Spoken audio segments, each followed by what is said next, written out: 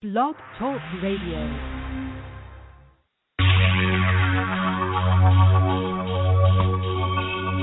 Welcome to Rage Against the Regime at Blog Talk Radio. To call in, dial 929-477-3565. That's 929-477-3565.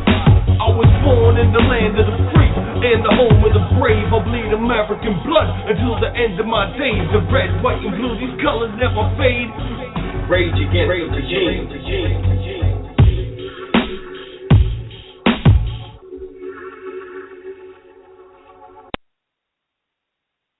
Hi guys, welcome back. This is KC Massey. I'm on Rage Against the Regime. My co-host James, and he'll be running a little bit late.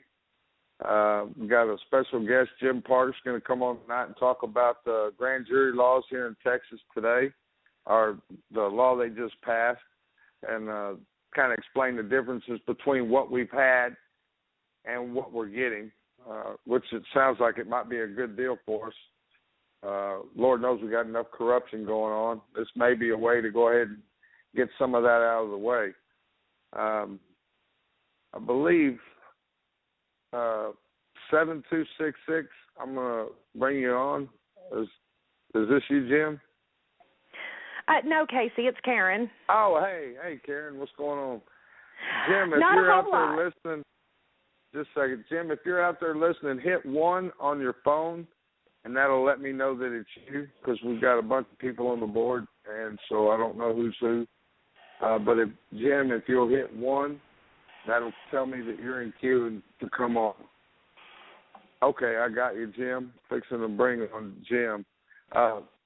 Karen, after I bring Jim on, then I'll have you give us a little update about Charles and what you did today, which is pretty cool. Hold on. All right. Jim, you there? Yes, I read you 5 by 5. All right, man. Hey, I got Karen Hardin. It's Charles Dyer's girlfriend, wife. She's going to give us an update on Charles, so I want to let her go first, and then we'll get into what you've got going. Yes, sir. All right, Karen. Okay, Casey. Thank you. First of all, we're not married. That's just my best friend and my man, and I love him, but we're not married. For y'all that's not familiar with Charles Dyer, he's brought a lot of people into the Patriot community through his YouTube videos, July 4 Patriot. You can search that on YouTube and watch his videos. I encourage everyone to do that. We have a support group on Facebook, Patriots for Justice in the case of Charles Dyer. He was being harassed over his videos and his what he was doing within the activist movement with the Tea Party speeches and all that. During a custody dispute, his wife had said that he molested his own daughter, and the DNA evidence came back and proved he was innocent, computer forensic evidence. He's got all this different evidence that the jury that convicted him did not see, and he's fighting this through the appeals process right now. And we have a petition going here in Stevens County, well, all over the state of Oklahoma, to have the Stevens County District Attorney's Office and all the officials and attorneys involved with this case brought under investigation by a grand jury. Today, of course, with the weather, I haven't been able to get out and start collecting the signatures until today. I don't know if y'all know, but we've been having a lot of rain and a lot of flooding and stuff.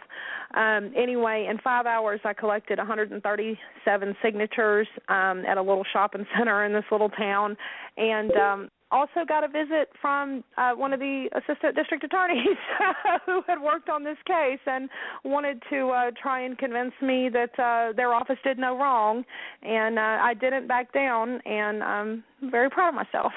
And I remained calm, cool, and collected, and all that. It's going really good. I would like to tell anybody that's listening, hey, listen, if you can help us out, if you're here in Oklahoma, please contact me on Facebook, Karen Marie Hardiman. You can find me on Casey's page. or go to the group Patriots for Justice in the case of Charles Dyer. We could really use help with people volunteering to help us collect signatures for this. Like I said, I was able to get 137 in 5 hours at this little shopping center here in the little town of Duncan. And also, if you're outside of the state of Oklahoma and not an Oklahoma resident, you can send in letters of support for this petition that could be turned in alongside of it. We're doing everything in our power to get them to look at the facts of this case and at least give Charles a fair trial. Absolutely. And we all know why they even came after him in the first place, because he was one of the very first that stood up and started making videos, making his voice heard. And, you know, it took a lot of courage, especially back when him and Brandon Robb, you know, they started, you know, years ago doing this. And there was hardly anybody standing up saying what they were saying. So they really were bold and took a bold step forward that now, you know, we got all these keyboard commandos that talk all tough and crazy, and they didn't have the courage to do that before people like Charles started. You know, and Charles is to be commended, and we need to look out for him and try to do whatever we can to support it. I encourage anybody and everybody. Karen's got a campaign for letters for Charles, for people to write him letters. I mean, just something as simple as a letter when you're locked up like that means a lot. And it means a lot to the person that receives the mail. So it's something that I highly encourage. If you're sitting at home, you're a stay-home mom or a dad, or you're disabled, I mean, it costs a stamp. Please, just drop him a line. Tell him how much you appreciate him. He was a former Marine. He was a sergeant. He was a combat vet. Charles Dyer is a true patriot. And just send him a letter and tell him, hey, man, we're thinking about you. We appreciate everything you've done, and we're praying for you. And just letters like that will make him feel so much better. Yes, sir. It always does lift his spirits. You know, with him being locked up basically in this cage, you know, he's been fighting this legal stuff for 5 years. He's been locked up consecutively for a little over 4 years now. And, you know, it's being in that situation for him to just be able to know that there's people on the outside that still care very much about what he's going through, and you know, it really gives him something to hang on to. This has not been easy on him, especially with the nature of the charges. He was an outstanding father, and you know, it's very hard on him and his family. His father is having a lot of health issues right now. And, you know, he's 76 years old, and you know, he's not able to be with his dad during what's probably the last little bit of his life, and it's a very stressful and heartbreaking situation for the Dyer family, especially Charles. And you know, we're doing everything we can to fight this through the system, and you know, we'd like to be able to help other people along the way, because, you know, we've seen other people find themselves in similar situations, just like you, KC. And you know, I'm a big believer in standing up for one another. That's what we're supposed to do. We're patriots. We're supposed to have our brothers and sisters' backs. And you know, the ones that's out here putting feet to pavement, that's exactly what we're doing. We're not just talking the talk, we're walking the walk, and I ask each and every person listening to join us in that walk. Absolutely. We all need to stand up. You know, not everybody is capable of doing everything. There's different capacities for everybody. There's different roles, support roles of, you know, writing letters, going out and getting signatures, just going and talking to your neighbors and trying to spread what's going on and try to come up with solutions to get us all banded back together as Americans. Yes, sir. It's very important for us to all remain united, not just within the patriot community, but the activist community, and just as Americans in general. You know, one of the things that I think allow them to target people who've had the courage to speak out is this these divisions that are being driven between everybody. When this group's arguing with this group, this guy's arguing with this guy, and you know, we can't have this anymore. We've got to hold hands, stand shoulder to shoulder by each other, even though we may not like somebody personally, or we might think that what they're doing is wrong, or, well, I mean, as far as how they go about doing it. Different people do different things, and look, people's different. We're all Americans. Freedom is our goal, maintaining our freedom and protecting that for our future generations.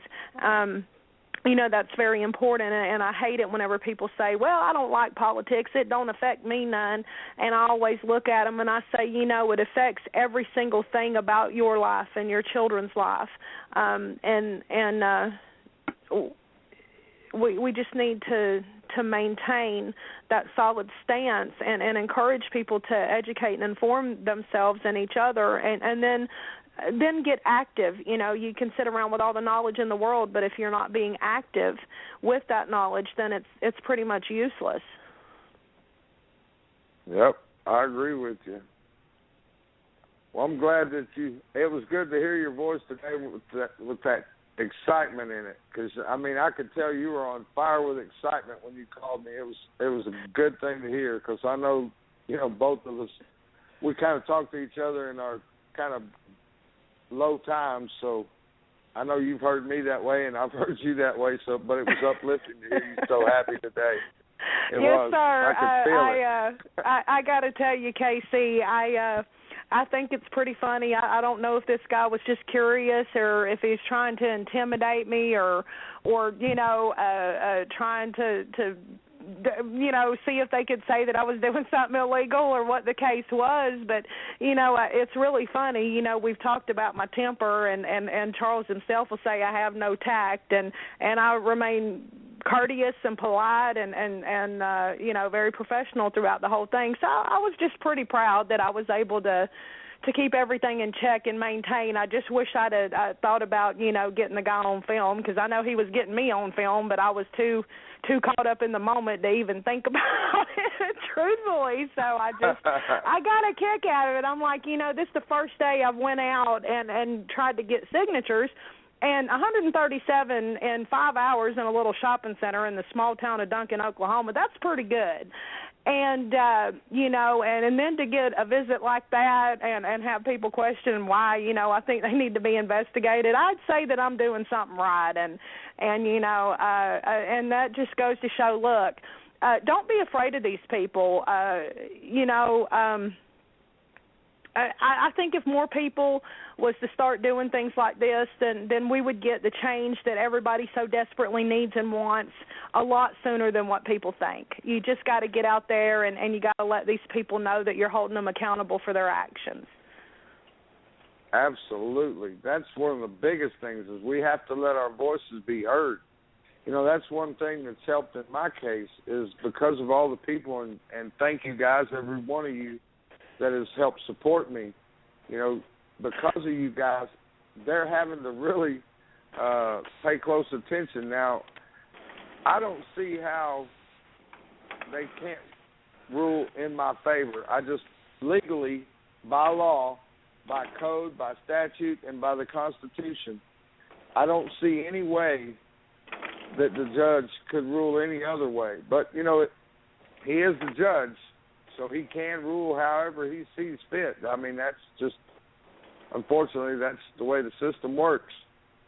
But I really, because of the studiousness of the judge and how he's handled this case with the Obama amnesty thing, and his decision was upheld by a Court of Appeals in Louisiana today. So, Judge Hannon is a very studious and smart judge, and he's shown that he wants justice. So I'm optimistic, but the federal government, I just don't trust those guys, man. The U.S. attorney, he's gone extra links. We'll go into that later, but everybody needs to get involved. That's what I was trying to get into, and that's what Karen, she's been doing, and we've been trying to bring awareness to the other people. We got Wolf that's still in Montana being held, railroaded. They entrapped him. Now they're trying to, his writ of habeas corpus, Adams subject him. They tried to totally throw it out. He filed for a writ of mandamus. They won't even hear it. They made an appeals case for it. I mean, they're just trying to screw him every way they can. We got patriots all across this country that are still getting arrested and incarcerated. We got Richard Cook / Nelson. He's in jail in Las Vegas. We got Dyers in jail. We've got Robert Beecher.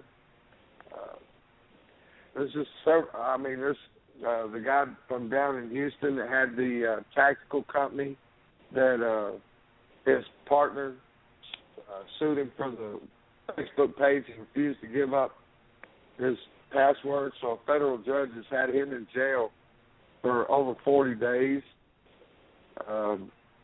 You got the Dr. Doggart, who was a patriot that, I didn't know that if you use a telephone and you're talking to somebody not in the state that you're in and you use a threat, that is a federal crime. It's called interstate passing of a threat. I mean, that's how stupid the government is. Now, they'll do anything to get in our business. And they can charge you with a phone call that went across state lines as interstate, giving them the interstate commerce provision, and come after you. And that's what they did to Dr. Doggart. They didn't have him for any. That's another case to look up. I mean, you guys, patriots, I'm telling you, if we don't get together and stand up, they're going to keep taking us down. I mean, they just did a mass murder in Waco of patriots, bikers. Most bikers are prior service. Most bikers are very patriotic and they love this country. And we just watched them kill 9 patriots, 9 people that love this country. They love the freedom of this country, and that's part of the motorcycle biker lifestyle is freedom, living free. And they just mowed them down and tell us that they're criminals. When, in fact, I was reading an article today that 5 of the 9 had some sort of criminal record. None of them that was revealed through the investigation had any big record. They had, like, possession of pot, DWI, driver's license type stuff. That's criminal. But the other 4 that died didn't have any criminal record whatsoever. Completely no justification to murder 9 people. And then all the people shot. And then out of all the people arrested, it was like 68 or 69% of those people arrested had no prior criminal record at all. And they're doing $1 million bond. So, I mean, it's getting crazy out here, people. Y'all better pay attention. Stand behind Charles. Stand behind somebody. If you don't want to lead the way, at least support and stand behind somebody and help them to lead the way. Yes, sir. And KC, it's also very important to make sure that you've got plenty of support yourself. I tell you, if I wasn't so broke and so busy doing this stuff with Charles, I'd be down there helping you out, brother. And I think that for us to get involved, I think the worst thing is we just can't be in 2 places at the same time. Everybody needs support and people taking action on their behalf. We've got to fight this, and I can't stress enough right now how important it is for us to use the system to fight against these people, because we'll also be leading the way to help people that may be affected in the future. And that's what it's all about. We don't want to let these people push us into a corner to where it's got to get worse and they can blame us for something horrible. And I believe that's what they're trying to do. That's why they said that you were like Timothy McVeigh. That's why they said that Charles was like Timothy McVeigh. They use these keywords in the media to paint everybody out to just be a bunch of flipping psychos, and that's not the case. We're just a bunch of angry Americans that don't like where this country's going, and we expect these people in positions of authority to follow the laws and their ethical codes of conduct. And, that's not asking too much. And if they violate those laws and those codes of conduct, then they need to be held accountable for their actions. Absolutely. Well, and that brings us up to our guest tonight, the legendary Jim Parks, because here in Texas we just passed a law and he's going to go into it and explain the difference because he explained it to me, and I wasn't even aware of it. But pretty much, the old system of grand jury here in Texas, they kind of had a good old boy network where, they would just rubber stamp you. Well, they've changed the law now where the grand jury pool is going to be we the people, like the regular jury. They'll be pulled out of the public instead of this one little corrupt crowd that gets to just run roughshod. Or if one of the good old boys comes in and they no-bill him, while everybody else gets true billed, this guy gets no-billed. So, but Jim, you want to go ahead and start telling us about that? Explain that to us. Tell us so everybody understands. Yes, thank you. I'm Jim Parks, and there's nothing legendary about me. That's a joke. It was a moniker that got put on me when I worked for the Houston Chronicle. High-ranking police officer was displeased with me, and he told me that one of these days they'd find me floating in the Buffalo Bayou, shot full of holes, caliber .357 or better, and then I really would be a legend. I'd be the legendary Jim Parks. So it's a joke, and that's just my moniker, and I'm so insignificant, I bet there's nobody else in the world that even remembers that, But at any rate, this is not a law yet. What's happened is the Texas Senate and the Texas House of Representatives passed Senate Bill 185, which was crafted by Senator John Whitmire. He is the chairman of the Criminal Justice Committee. He's a Democrat from Houston, an attorney. He's a graduate of the Bates College of Law at the University of Houston, and Senator Whitmire merely struck out the provision of Article 19 of the Texas Code of Criminal Procedure that is 19.01 Bowlegs A, in which a district judge can appoint grand jury commissioners, and it sets forth some really kind of vanilla qualifications to be a grand jury commissioner. It's just more or less that you live in the jurisdiction, you're a registered voter, and you're one of the judge's acquaintances. And your task is to find people who to be qualified to serve as a grand juror.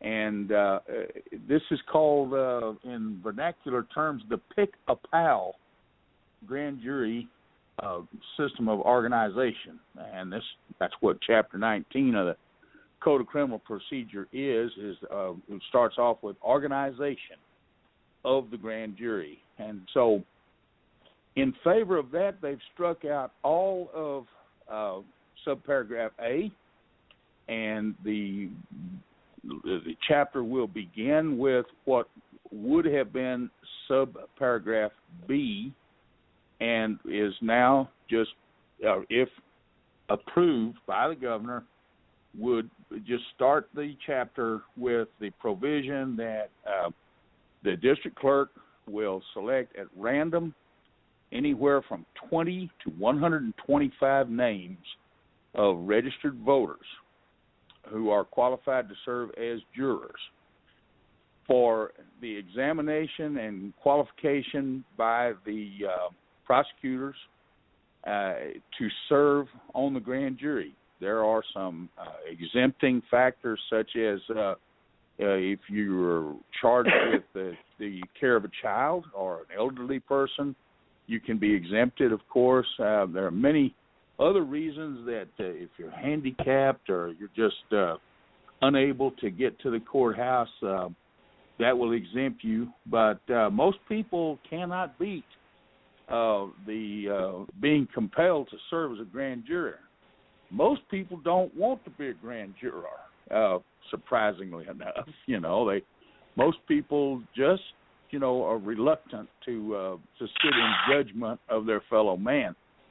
The only thing that a grand juror is asked to do under the present system is to determine if there is probable cause to bind a complaint over for the attention of a jury. and that means a jury trial.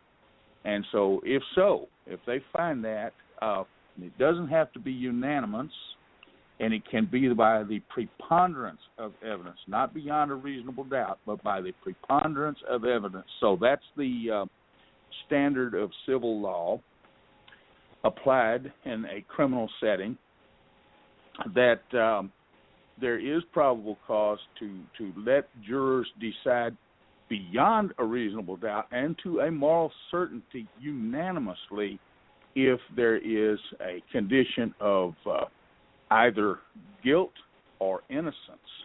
And that's all they're asked to do. They are strictly enjoined that the judge will interpret the law, the prosecutor will present the evidence, and that is the sum total of what they do. They select a foreman, as does a petit jury in a criminal trial, and they hear the cases as they are presented. Most of the time, law enforcement agencies just have one officer who comes up and answers questions about the criminal complaints, or information, as they're called. What we see is that many times those people are forced to make their decision without seeing or hearing any real evidence. And so in Waco, we've recently had two very egregious violations of law that a common person, an ordinary person, would be looking forward to many years of misery, because they would have been indicted and they would have stood trial, or they would have been given an opportunity to plead guilty either to the offense they're charged with or to a lesser offense. And in the case of the superintendent of Mart Independent School District, he was charged with the misdemeanor crime, Class B misdemeanor crime of driving while intoxicated. The dash cam showed that he lied to the officer. He said he hadn't had anything to drink. He said he'd been at a movie. And when the officer separated he from his wife said that they'd been at a popular bistro downtown named Crickets, and that while he had something to drink, he hadn't had anywhere near as much drink as she had, and that's why he was driving. So that was sad, even though it had a comical note. They were both arrested, she for public intoxication, he for the more serious offense of driving while intoxicated. It was an aggravating circumstance. I don't know if it was legally aggravating, but it certainly got the police officer's attention as highway patrolman. He zigged when another driver zagged in a kind of a congested area near Belmead, Texas, and he came real close to hitting the highway patrolman's car, and that's what the highway patrolman said. So, at any rate, that's how he obtained the attention of the local gendarme there, and that's how he wound up.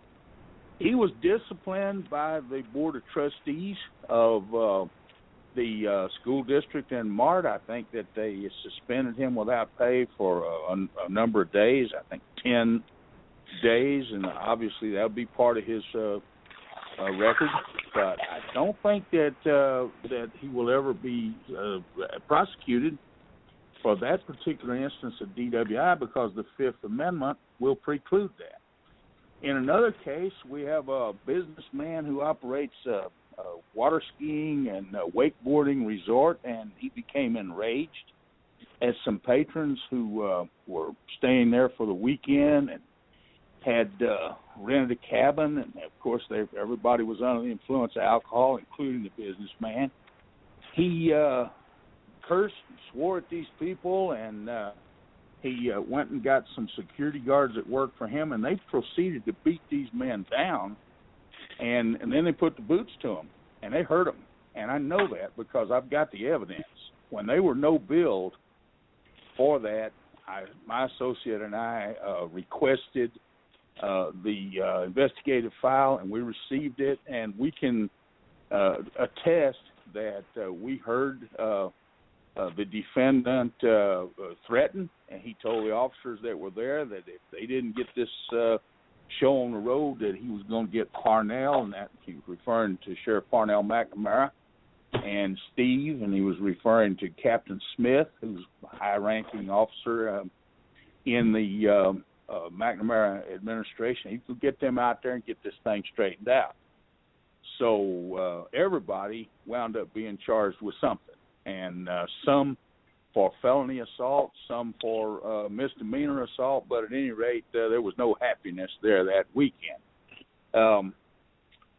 Somehow or the other, all those people wound up being no-billed, and it was a pick-a-pal grand jury that was selected by a grand jury commissioner and or through the services of a grand jury commissioner, and then the prosecutors, of course, they went through the voir dire process of asking them questions, and they selected them that way. And we find that most people who are charged with much more minor offenses are just thrown under the jail, and their bond is set, high enough that they wind up staying there for 90 days before their court-appointed attorney can get them out on a writ of habeas corpus, and they're released on their personal recognizance. And so it appears that it's a two-tiered system of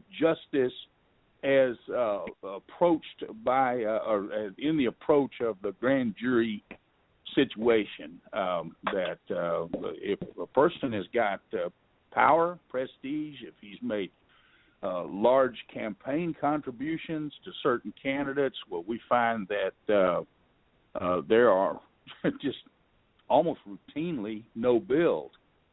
I'm not saying that they get off scot-free. Their picture appears in the newspaper and on television, dressed in county orange. The fact that they've been charged is trumpeted from the high temples of the mainstream media. It's definitely not a position that you want to be in, but they stop short of the same thing that people who don't have the type of influence and power. The reason that this is important to me is that my first year of writing about criminal justice issues as a reporter here in Central Texas came in 1971. A year later, I got a job at the Houston Chronicle, and at that time there was a governor's commission. They were studying the efficacy and the ethical considerations of the grand jury system, and of course their studies were extensive and exhaustive. They had the assistance of people in the legal community, researchers in sociology and social psychology. Many people applied themselves very, very much to try to show to the legislature that there's a better way of doing this, and that would be by selecting grand jurors at random, and of course that failed miserably. During the intervening years, I can recall very few legislatures that there wasn't a similar effort made to pass some law to modify the organization of the grand jury under the Texas Code of Criminal Procedure. They always fail miserably. This time, no. This time, they were able to pass that in both houses of the legislature. It is my opinion that the businessmen and attorneys and civic leaders that are members of the Texas legislature and who work hard to maintain their membership by being elected and getting campaign contributions, and they do all this for $7,200 a year, and so they're very civic-minded people. I think that when they saw what happened at Ferguson, Missouri, and they saw what happened in Baltimore, Maryland, and they saw what has happened throughout the United States, where a grand jury, a pick-a-pal grand jury, will just no bill a police officer in an officer-involved shooting that results in the death of a member of the community. And we see the violent reaction of the people. I think that these people turned around and looked at police officers and said, okay, fellas, you're on your own. You feel that your life is in danger, and so you pull your gun and you shoot a man and you kill him. And now you come to me and you want my protection. Can't do that. Can't do that.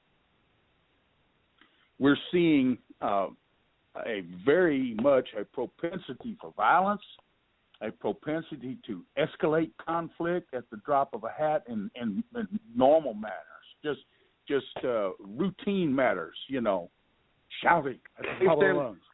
Keep your hands on the steering wheel. Case in point. Keep your hands on the Case in point, right where you are, Jim. Excuse me? I said case in point, right where you are. Look what just happened in Waco. We just had 9 people murdered, 20 people shot, and 170 people put in jail. 68 and or when 69% I walked up on of that those scene, in jail never been in trouble.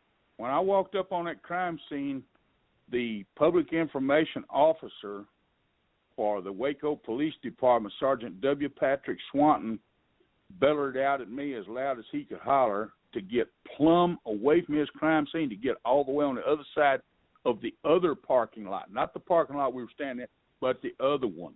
And I said, okay, because I'm an old man. I'm 65. I've been doing this for 45 years. I know better than to argue with street cop. There's no point. You're not going to win the argument, and you wouldn't want to anyway, because that's just going to lead to a whole bunch more arguments. So I said, I obeyed him, and I said, fine. Started away, and I said, by the way, Sergeant Swanton, for 5 years I've been seeking to be introduced to you, hand you my business card, shake your hand, and become acquainted. He said, well, there's no time for that now. I said, well, certainly, I understand. But he said, before you go, I want you to know all this is for your own protection. I said, is that right? He said, yes. He said, Jim, we don't know who's got guns out here. We don't know how this thing might escalate, that this might be a gang fight. This might be a very big deal. And, of course, people with cameras taking all this down. And he said, who knows, you might catch a stray round in the back. And what happened was a whole bunch of people laughed at that. They thought that was funny. But there was one man there who didn't see any humor in that at all. And his name is the legendary Jim Parks. And what I find is that my reporting is probably deficient. It could very well be that there's something about what I've told you about this that is not quite absolutely correct. And here's why. As far as I can tell, the law was passed as it was proposed. However, I could not get that confirmed. When I called Senator Whitmire's office, I spoke with an individual who was fielding telephone calls. It's big news. The lady would not confirm or deny anything. She wouldn't explain anything. I asked, could I speak with somebody else? Absolutely not. Nobody has time for you, Parks. In other words, I'm a non-entity. I'm not anybody they know, and they care less. So there are many, many gatekeepers as to public information, the type of reliable information that you're going to need to navigate the waters of a very, very toxic and dangerous environment in Texas, in Maryland, in Missouri, in California, just anywhere in the United States of America. Well, on a hassle factor of 1 to 10, they're keeping it dialed up to about 9.5, and that is by design. And there's a lot of really disrespectful talk that goes on by people in authority, such as Sergeant W. Patrick Swanton, who suggested that I might just get shot in the back. And, I told him at the time, I said, well, that just kind of goes with the territory, doesn't it? Because in 1899, there was a journalist named William Cowper Brand, and he had a circulation from the Crawford iconoclast. And Crawford's a tiny city where President Bush lived during his administration.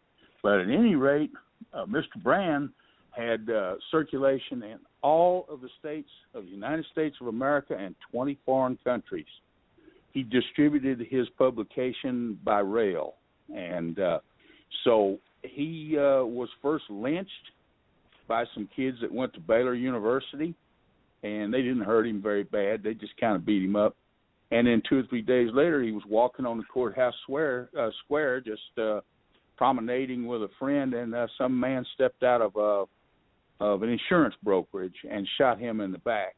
And he didn't die right away. He whirled around and shot that man with his 1837 Colt Peacemaker, and he killed him. And then it took him several days to die.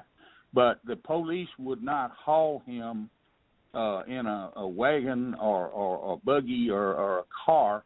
They made him walk to the doctor's office, and then they made him walk home. So he lost a lot of blood during that time. Things really haven't changed much, have they? And so I wish that I could say that what I'm telling you is the gospel truth, but the very, very truth of the matter is I find it so difficult to get reliable information from the people in power that I can't say one way or the other. You see, my high school civics class really doesn't mean much in today's environment.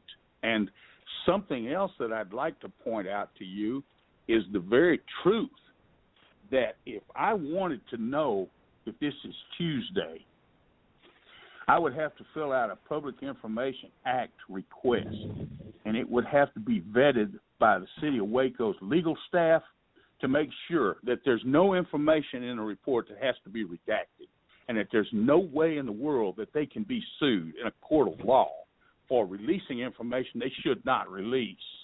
And then they would have 10 days to make a decision whether they need an opinion from the Attorney General's office. And believe me, brother, they take all 10 days every time. So there's a very fine line between news and the history, and I'm on the wrong side of it. And so they've broken my rice bowl, and that's really all I intend to say about this. But I thank you very much, KC Massey, for being patient with me. It's, as you can see, it can be an ordeal to let me talk about what I want to talk about at times. That's okay, Jim. Have you heard anything new about what's going down in Waco about those bikers? All I know is that they continue to be held under $1 million bond. I would like to point out that both the Texas Constitution, the U.S. Constitution, and the Texas Code of Criminal Procedure forbid a person being held for an excessive amount of bond that could be interpreted as punitive. And so it is a stone violation of their constitutional rights. They are charged with engaging in criminal activity that resulted in capital murder. And this means that the government will have to prove those two elements to prove their guilt. The proof that is offered in the affidavits of probable cause for a warrantless arrest are that they were observed to be wearing what is known as gang colors, which are classified by the Department of Public Safety as the costume that is worn by members of an organized criminal gang that engages in illegal activity.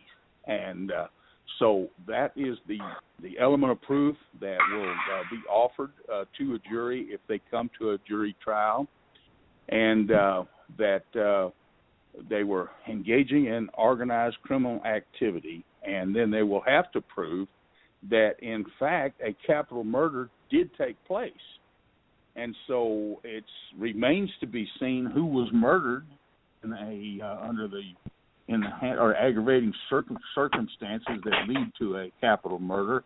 And I can tell you that The information is jug tight. I have been attacked.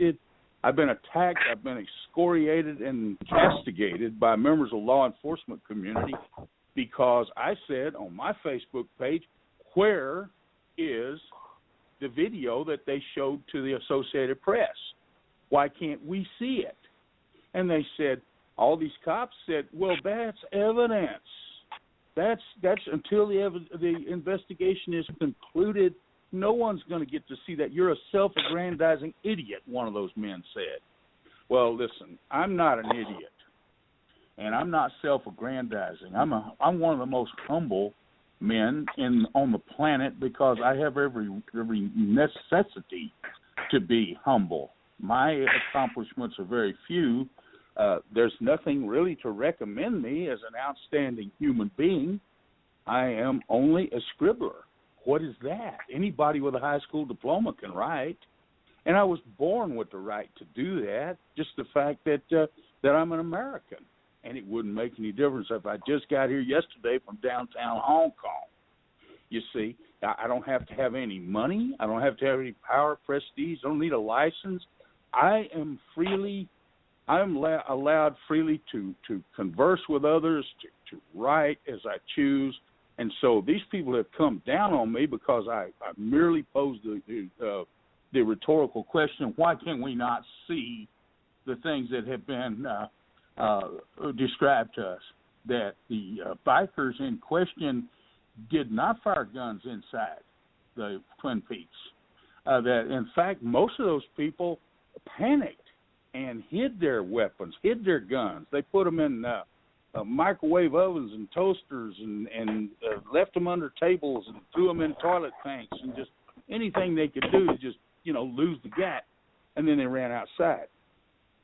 And some of them ran into withering semi-automatic rifle fire. And I would really like to see the evidence that that's the way that happened.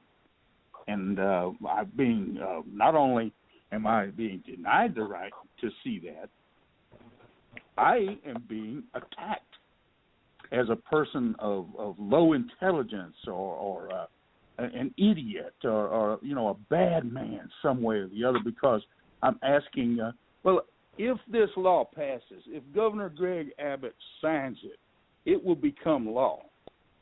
If the law is ignored by Governor Greg Abbott for a requisite number of days, I think it's 30, it will become law. If he vetoes it, then the legislators will have an opportunity to override his veto by plurality. And so that's the way that works, you see. And that's why this is significant, because it just happened to have been passed precisely 1 week later from this mass shooting that took place here in Six Shooter Junction. Or did I say Six Shooter Junction?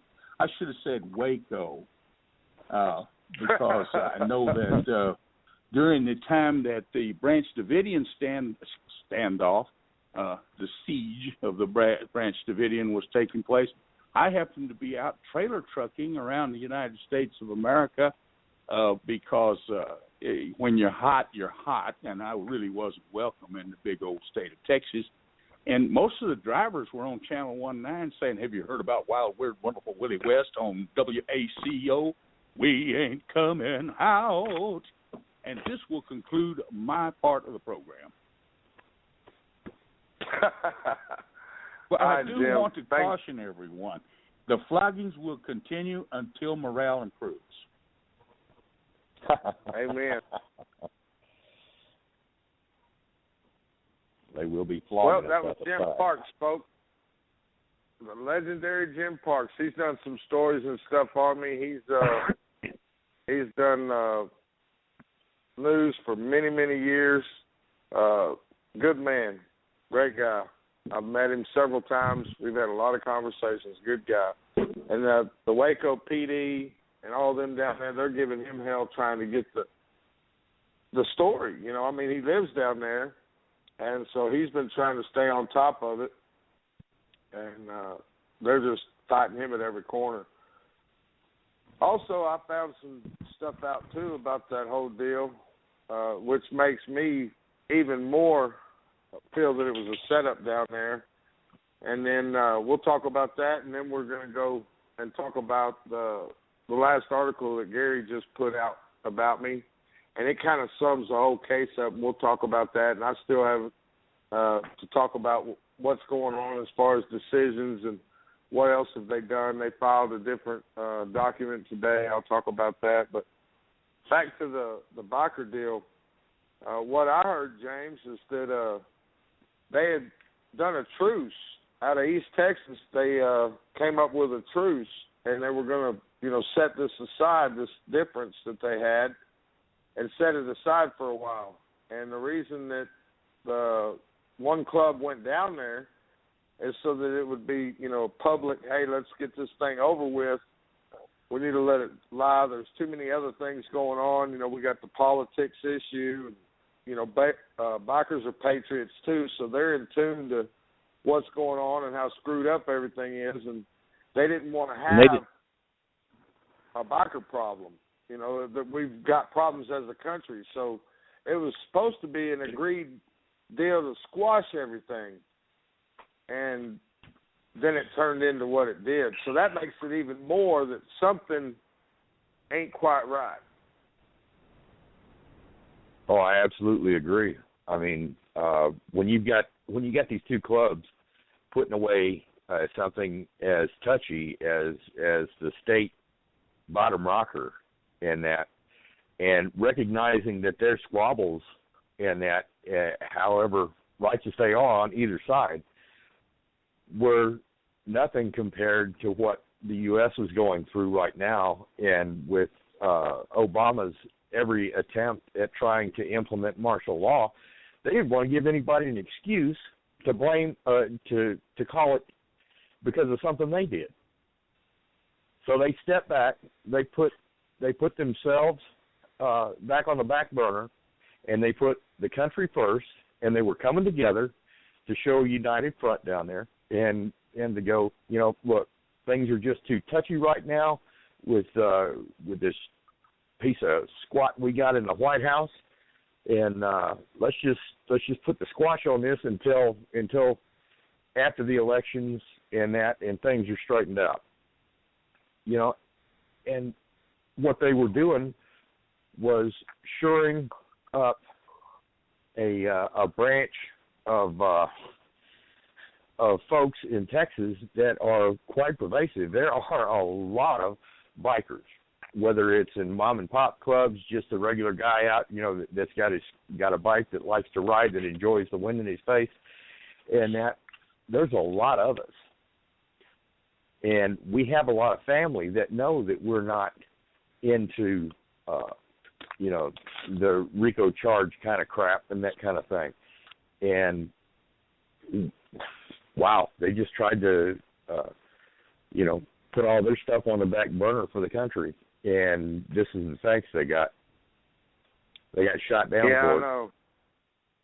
Well, that's, that like I said, that's even more proof to me that, this is something to do with the cops, man. They had to have played a role, some undercover, some agitator, because if they're there for peace, why would they go to war? It Absolutely. just doesn't make sense.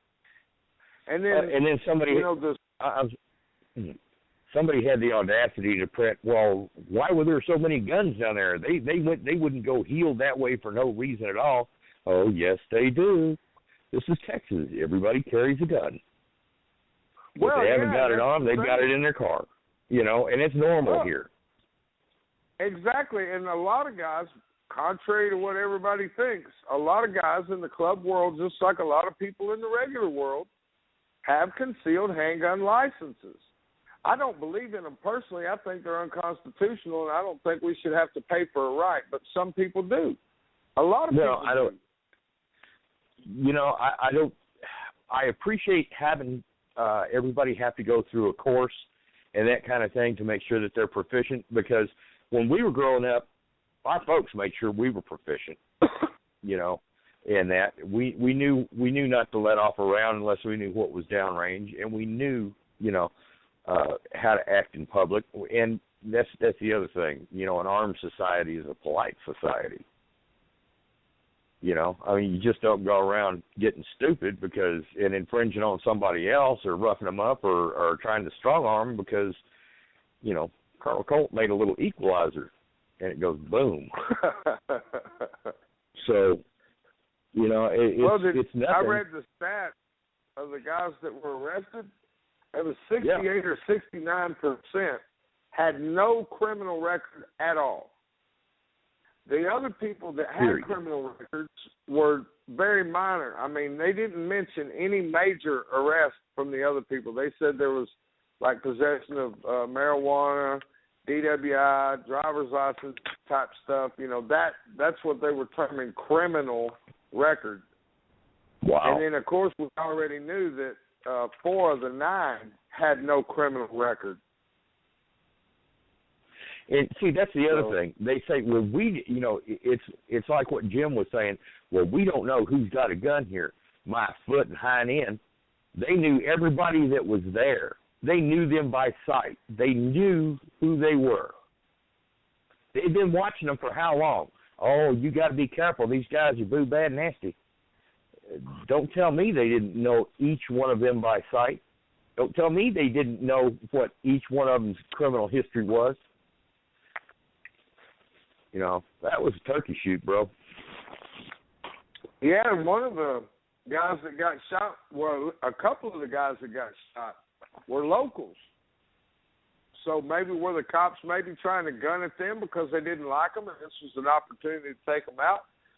It was definitely a turkey shoot. Well, you know, like I've tried to tell people.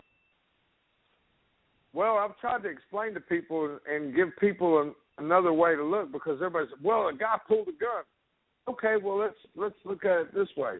If you were somewhere, let's just say it was your brother, and another guy pulled a knife, your brother pulled a knife, they're fixing a knife fight, or they are knife fighting. Wouldn't you pull your weapon and say, hey, man, stop? You got to stop because you're not, I mean, you'd be real stupid to run up on a couple of guys with knives and try to intervene with your hand. So, I mean, I don't see that it's far-fetched that somebody with a concealed handgun license, seeing guys do that, wouldn't draw a weapon to try to get it to stop. And exactly. That's what the cops used as a justification to open fire on these people. They said because they saw a gun. So how do any of us know whether the guy pulled the gun in defense of another, which is 100% legal in Texas, so then he gets murdered because he did something legal? I mean, I won't say a lot. At first, a lot of people were jumping on the bandwagon, trying to blame the bikers, call them all criminals. But, you know, here's something else. There's a lot of criminals that are in the Masonic Lodge. There's a lot of criminals in the police department. There's a lot of criminals in the fire department. Absolutely. So no matter what group, club, organization that you're around, there is criminals in that organization. It's just our society. So when people try to build, banditos, you know, especially they try to give those guys the worst name. I'm not denying that there's not people in any organization that may break laws.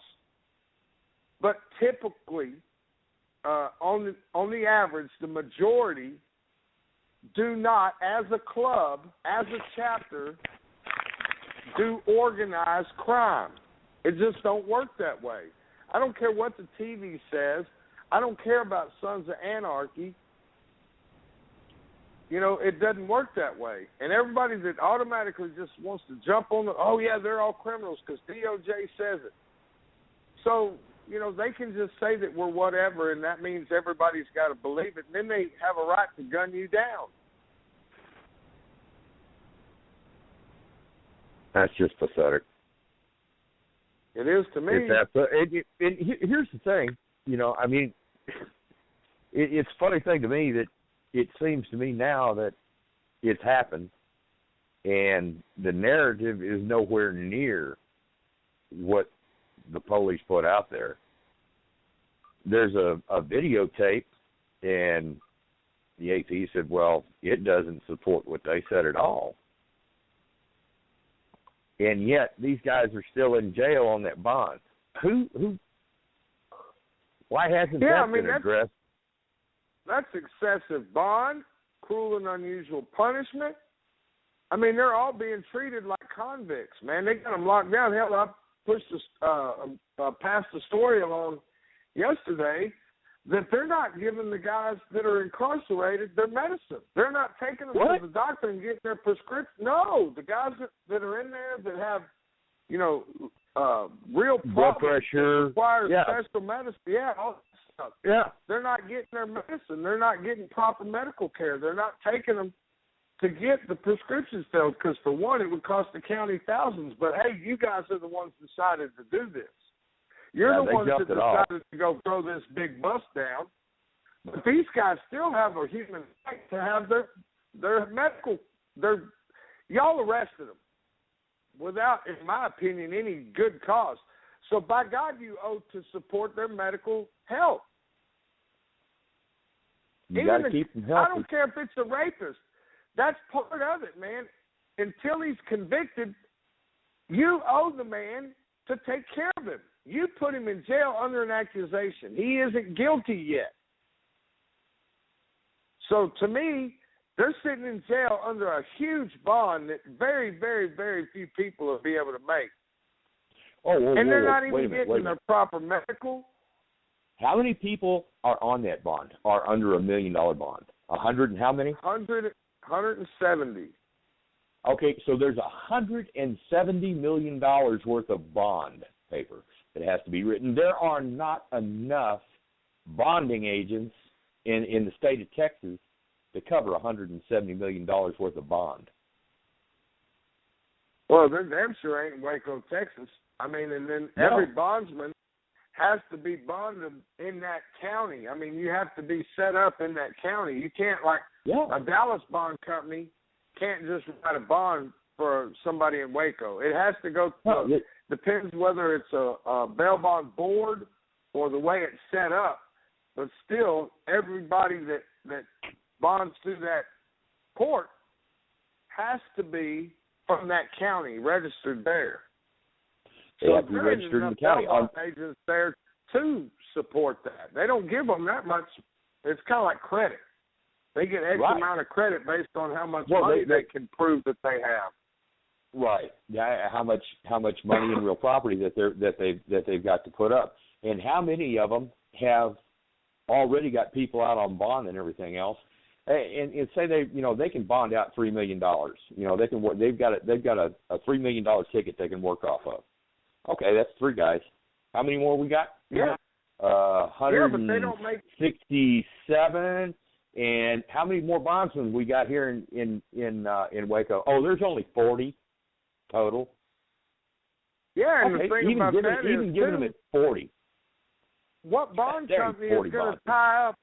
What bond company is going to tie up all their credit to bond people out of jails? And how are people going to get out? The other guys, how are they going to get out of jail? Exactly. This is bullshit, man. They can't do it. It's impossible. Exactly. It's impossible. Not only did they make the bond impossible for these people to meet, they made it impossible for them to be bonded by a bonding agent because it's impossible. It's totally impossible. They have screwed them out of their right to bond. Yeah, I think the guy that got out on $1 million bond, I think he had his attorney sign for it because if you have a lawyer, but, just hiring a lawyer, he's not going to put his neck on the line for $1 million. It'd have to be a family friend, family lawyer, relative, somebody that's a lawyer that could get a lawyer bond. That way they don't have to put up that money. They basically put up their law license. So he can get somebody out. But not only how many lawyers are going to sign for people they don't know? None. Right. Zip. Yeah, so, I mean, the guys are screwed. The guys that are sitting in there, it's physically, monetarily impossible to get them out.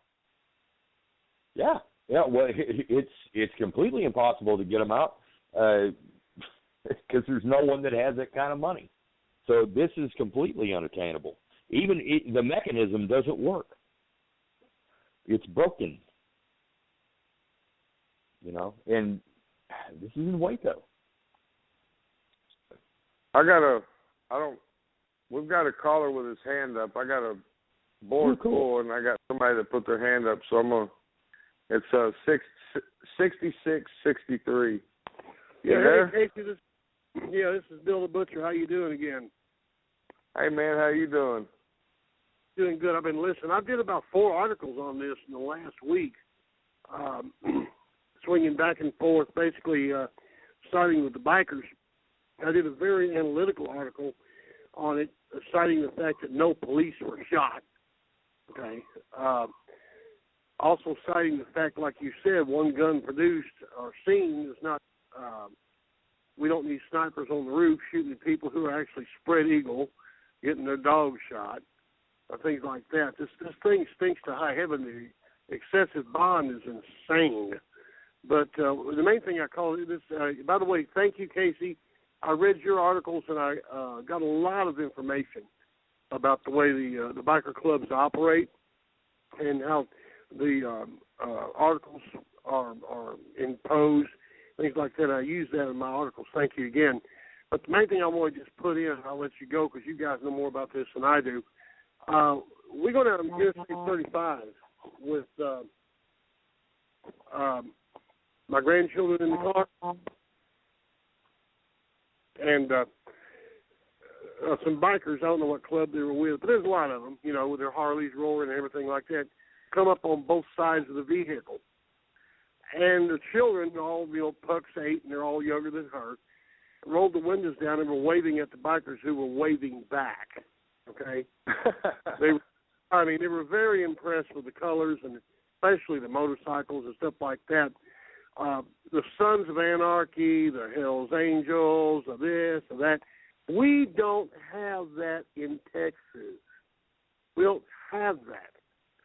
These gentlemen were meeting up there, and again, thank you, Casey. I understand the rockers now, and being a Texas nationalist, I don't want out-of-state biker clubs coming in putting Texas on their jacket because this is Texas. And I do understand the sentiments of like the Banditos saying, no, we don't want that either. But like Doc Green says, the biker clubs are our vanguard. They are our initial militia, and they are aware of that. They're aware of what's going on in the country. They're aware that they're the ones that need to stand up. And them meeting at a restaurant, whatever you call it, was no reason for that. The police showed up with intent to open fire, else they wouldn't have opened fire. It's as simple as that. It was a setup. It was a setup. These guys, and people who listen to this broadcast, the ones that aren't knowledgeable, imagine these bikers coming out looking like these movie guys and all that.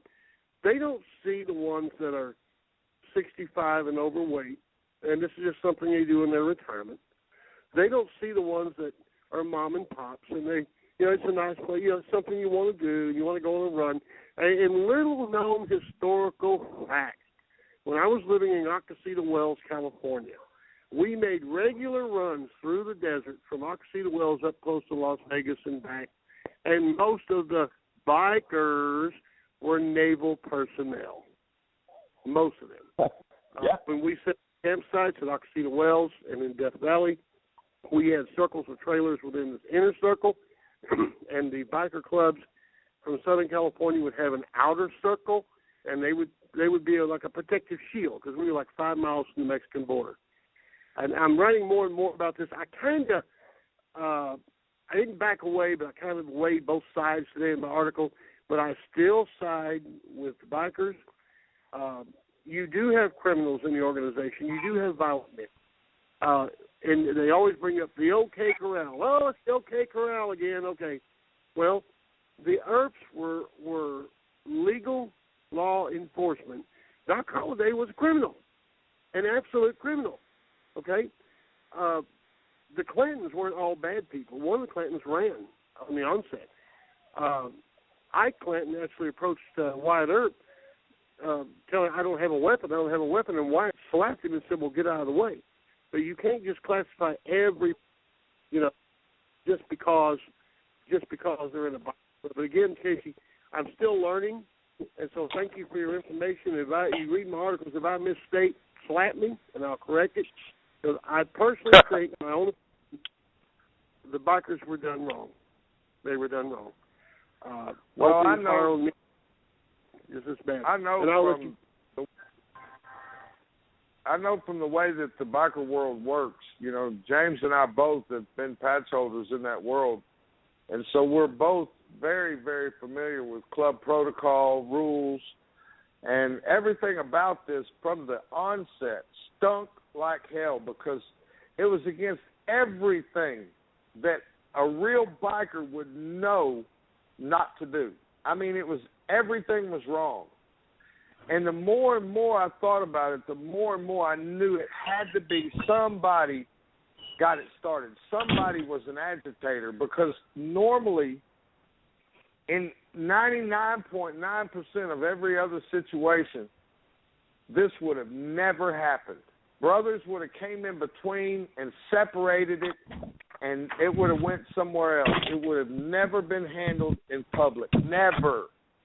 Somebody had to do something really crazy to get this to go off like that. I mean, really crazy. And it wouldn't have been a patch holder. Now, I say that, but it had to be either some UC undercover, CI, an undercover cop, somebody. Could have been a patch holder. It could be in one of the clubs. Somebody had to agitate that situation to make it boil so quick, so fast to go outside where the cops were waiting on the ambush. So whoever it was that got the agitation going is tied with the cops because they knew what was fixing to happen. And it wasn't like the Cossacks went in and just started some shit because I saw in the videos of some of the tables on the patio, there were beers that had been drank in a Cossack koozie. Well, how long does it take to get service? It's going to take a few minutes, and then to drink the beer down. So they were there for a little bit. It wasn't just like they walked in and there was problems. They were there together. And it was supposed to be, from what I'm hearing now, over a truce. They were just going to call a truce on it for now and put it off and deal with it later. And then for it to erupt like it did, somebody had to fire that up. And it wouldn't have been a patch holder. A real patch holder, a real biker would have never done that. No, I agree. And, I mean, it's just like we had talked about before. How many times, do you pull up to a place, patch holders go inside, and if you're prospecting, you have one beer every 4 hours. That's it. I mean, that was to keep you on your toes. And you watched over the bikes out in the parking lots. Where was that guy? Or guys? And if the police if they wanted to stop something from happening, all they had to do was make their presence known. They just, a couple of squad cars around the parking lot, and man, you better not think about jumping off anything here. We had the popo all up in your business and all that shit. So, if they didn't do that, no, it was set to go off. Somebody lit the fuse, and if it was all completely innocent and stupidity on the police department's side, oh my, that just opens up a whole new kettle of fish. And that can't be it because, like the information officer said, he'd been there for 30 years. So, yeah, that was the most violent crime scene he'd ever seen. It's like, man, did you forget about the Davidians, you idiot? Yeah. Well, he didn't get to see that, I mean, they wouldn't let him out there. He was a rookie then. But, yeah, it doesn't excuse it from, it's just ridiculous. It seems like it's the first thing that they always want to say. In all my years of law enforcement, I've never seen anything like this. Yeah. Yeah. Well, I'm just glad in all my years as an American citizen, I have never, but on, I don't know, 15 or 20 occasions, Kent State, just going back through history, you can look and see where the government has opened fire on its citizens. And I think this is another instance of a contrived and put together situation to have this outcome. Well, I'm just glad there's enough of us that have a voice that people will listen to, that they can get the real truth from, instead of, all these make-believe stories that they keep writing up and putting out here where they're trying to demonize the clubs. I mean, I challenge anybody, unless you specifically know that chapter that was involved, I'll bring your evidence forward if you say that any of them were criminals. Oh, don't please just go do. on stereotypes. Quit just saying because the cops said that they were in a gunfight and they tried to stop the gunfight. The cops lie. They lied in this deal. They said that the fight started in the restaurant, but the videotape reviewed by the Associated Press says different. The cops lie. We got to quit believing this bullshit that they throw at us every time and think, okay, well, the cops said it, so it's true. Use your noodle. I understand that a lot of people don't understand biker protocol, so it wasn't as big of a slap to you as it was to me. But as soon as I heard what happened, I knew instantly something was wrong, way, way wrong. There's no way that it would have happened like that. There's no way. I know better. And the same with James. All of us that know how that works, we knew that was something not right. And thank God that, we've got still sources and connections, because we were in that world. We know we can communicate with people and find out exactly what happened.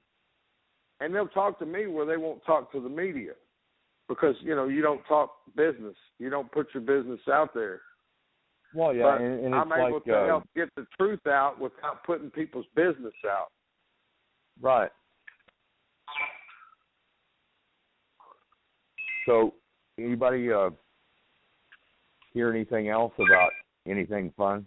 You said you had another paper filed? Yeah, the government today filed a notice that they're going to have a what do they call it? Like a special witness or whatever. They're having a special. Like a, what do they call it? God dang it, I forgot the terminology. It's like a professional or whatever, expert witness. That's what it is. That they intend to use an expert witness from the ATF to testify that where the guns came from that are in the case. And, they even mentioned the Zastava, the gun that John Forrester had. It's really not hard to guess where that came from. Why do you need an expert for that? No, but why are they bringing an expert to testify on a gun that they didn't charge me with? I have no idea. They have that gun listed as one that they're going to testify as to the origins of it. But why you got it on me? I didn't have the gun. You never caught me in possession of the gun. It's not on my indictment anywhere. So why is this guy going to testify on my trial about that gun? I don't understand. Well, it just absolutely doesn't make any sense. So they're going to put your trial off until this special witness is heard? No, the witness, all it is a notice so that when it goes to trial, we know that they're going to use this expert witness in trial. No, my trial, the pretrial conference is next Tuesday, a week from today. So this could be my last show. I don't know.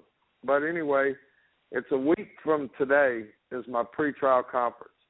The pretrial motions are supposed to be heard prior to trial.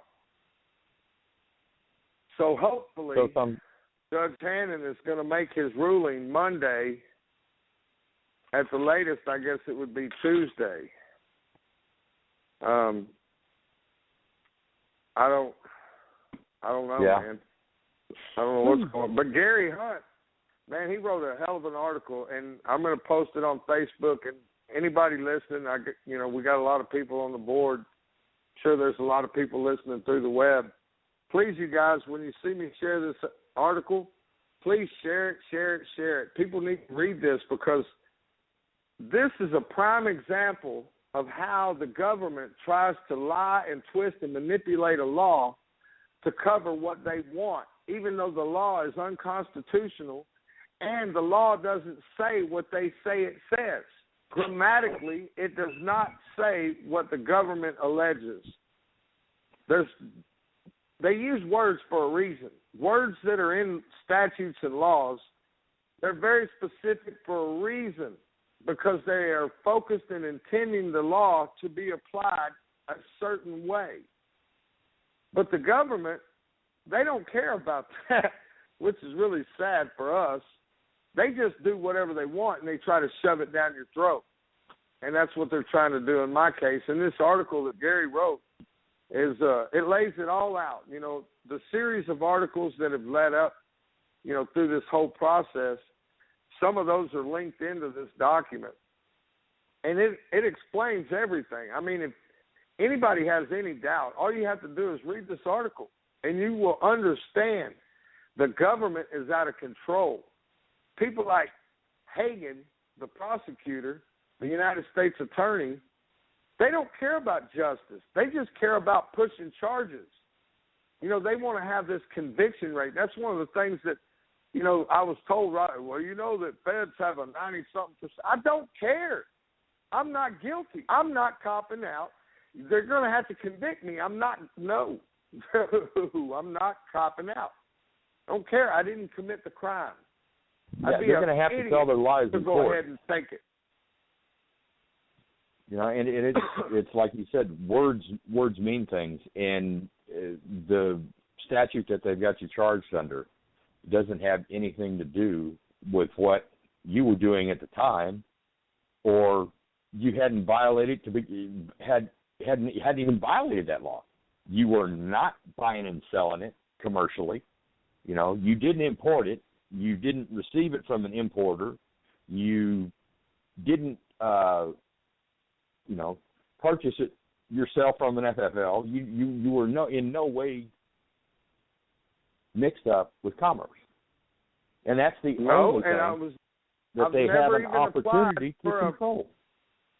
I've never even applied for a federal background check, so they can't even say that I've availed myself to the statute because they have nothing where I've ever said that I'm under the federal gun restrictions because I'm a Texas citizen. I'm under Texas law. The Constitution does not provide them the authority to regulate firearms. It says in the 10th Amendment, all powers not granted to the government through the Constitution shall remain with the state and the people. Firearms, because it was the Second Amendment, they could not fuck with it. They had no jurisdiction over it. It specifically says shall not be infringed. Yeah, and they tried to sneak it in through and commerce law. They've implied their they have tried to bend to their will the people of the United States, and they have no authority to do it.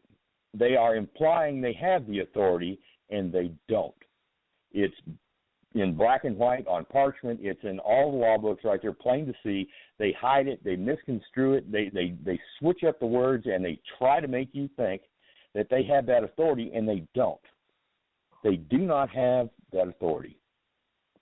They only have the authority that you give them. And because they lean on you and you finally say, oh, okay, you gave them the authority. When you don't give in, when they lean on you, just like they didn't, like you didn't give in when you got jammed up down there in that field, and the man sit there and said, I know I don't have the authority. There is, are you refusing to comply? I don't have to comply. There's nothing to comply with. You don't have the authority for me to comply to. Exactly. But exactly. Are you telling me you're not going to comply? Comply is not a word that is in your vocabulary for this particular instance because it doesn't apply, dumbass.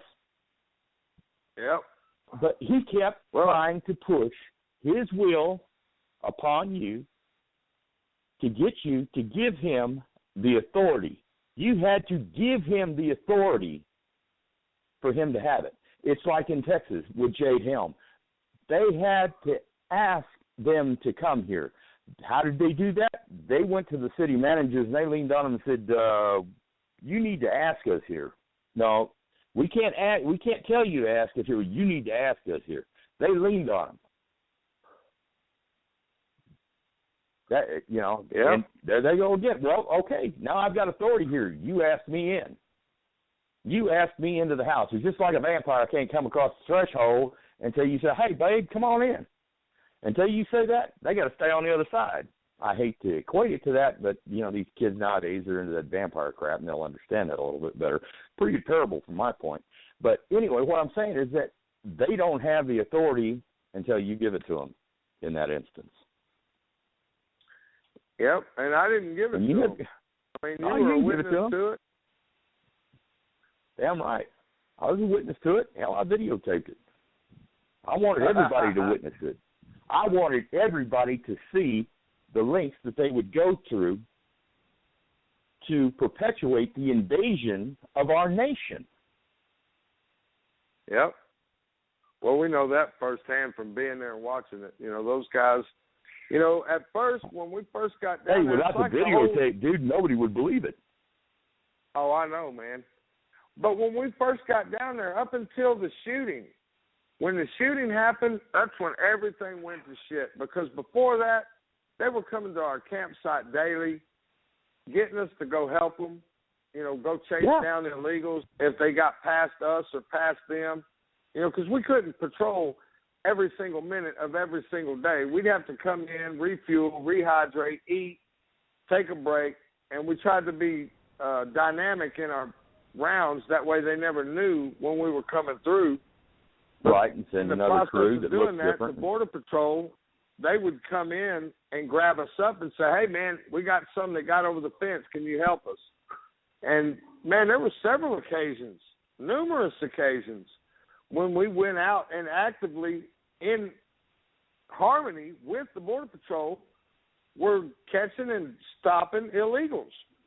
But then after they shot at us in that staged shooting, man, I mean, it went crazy. Then we got a bunch of young guys out there, because before it was older guys. And then we got a bunch of young guys, and everything changed. And then you came after that, and so you didn't get to enjoy the harmonious part of it. At that all point, I saw was the adversarial part. Yeah. It was adversarial. We were there to turn them back and not let them enter the United States, period. And they were there to facilitate them getting in and getting into the system and being given all of these, what are they?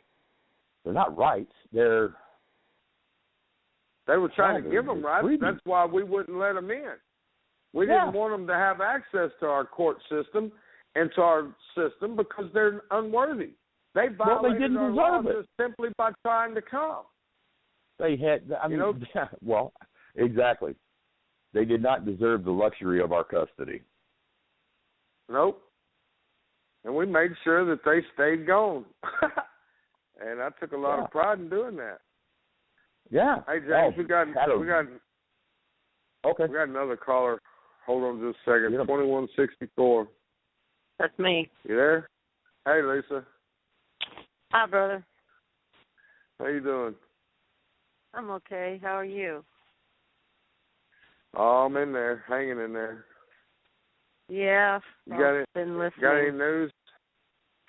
Well, Kangaroo Court. No, good news. Kangaroo Court's on Friday. They have court once a week here on Fridays.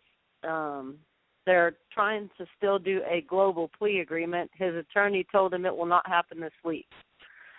So I don't know what takes so long to hash out a plea agreement. You do it and it's over. You sign it and let's move on. but they're up to their little antics of dragging it out to make him pay thing that they do. So, yep. So we had some people say, oh, I'll be glad to write him a letter. So I let him know these certain people were going to write him letters. And, as usual, people talk a lot but don't do. So he said to tell you hello, brother.